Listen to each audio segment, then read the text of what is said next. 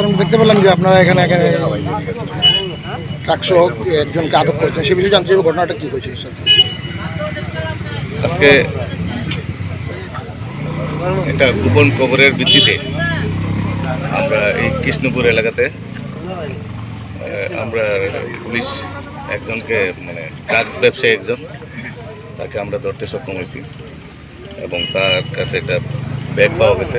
ব্যাগটা থেকে সে যে ব্যাগটার মধ্যে প্রায় 18টা কেস, যেটা brown sugar, suspected brown sugar heroine, এটা আমরা রিকভারি করতে পারছি। এবং এখানে যার সাথে মার্কটা আসলো তাদেরকেও আমরা ধরতে পারছি। এবং টোটাল যেটা 18টা কেসে প্রায় 200 গ্রামের মতো সাসপেক্টেড ব্রাউন সুগার পাওয়া গেছে। এটা আমরা এখন আইনগতভাবে লফুল অ্যাকশন আমরা নিতেছি। এরপর অবশ্যই একটা স্পেসিফিক কেস নেওয়া হইব ধর্মনগর থানাতে এবং তার এগেইনস্টে আমরা আইনগত ব্যবস্থা নিচ্ছি। পাশাপাশি তার সাথে এই ব্যবসার সাথে কে কে জড়িত আছে এটাও আমরা খতিয়ে দেখার জন্য এবং আমরা বাইর করতে পারি কিনা আমরা চেষ্টা করতেছি।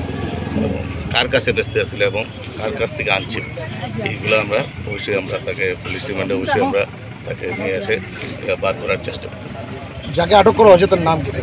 তার ইমামউদ্দিন, তার বাড়ি রোয়া। কি নাম স্যার? ইমামউদ্দিন।